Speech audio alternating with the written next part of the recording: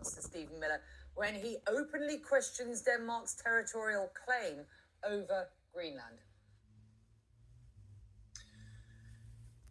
I will try to say this as politely as I can, but it is quite shocking that a person who's in charge of this completely illegitimate land claim on Greenland knows so little about the history and the background of why Greenland belongs to Denmark. The United States themselves have signed at least 3 treaties where they recognize Greenland as part of Denmark.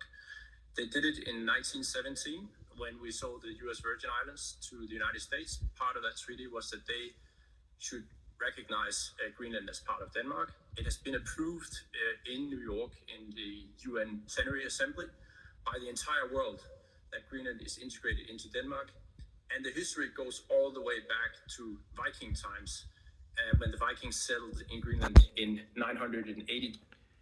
Yeah, so Stephen Miller saying, oh, Denmark has no claim to Greenland is complete fucking nonsense. We have no claim to Greenland whatsoever. We have no reason to be invading them. They are peaceful, they are prosperous, they are happy with Denmark. And if they're not happy with Denmark, that's up to them. That's up to them and Denmark to sort out. We don't need the military access. We already have that. We already have free reign. We can go wherever we want. We already have military bases. So there's no justification at all for the United States seizing Greenland, which belongs to Denmark, which is a NATO ally. A NATO ally, which, by the way, sent troops to Afghanistan and Iraq to help us, and Danish soldiers died helping us.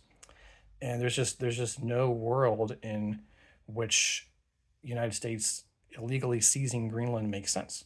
And we can bribe them. We can make a deal with the local government. We'll give them lots of money. They don't want that. I mean, they've already had polls in Greenland, and 94% of the country does not want to be part of the U.S. And like, oh, well, we'll give them lots of money. Well, first of all, do we have that money to give? No, we don't.